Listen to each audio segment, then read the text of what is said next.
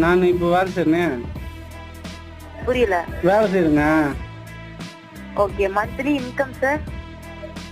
மாசம் வரும் ஒரு 30,000 20,000 வரும் சம்பளம். எவ்வளவு? புரியல.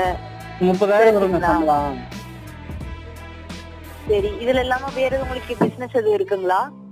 பிசினஸ் எல்லாம் பண்ணலைங்களே மேடம். இது இல்லாம வேற எதுவும் இன்கம் எதுவும் உங்களுக்கு இருக்குங்களா சார்? இன்கம்னா என்ன மாதிரி இன்கம் கேக்குறீங்க? நிறைய இருக்கு.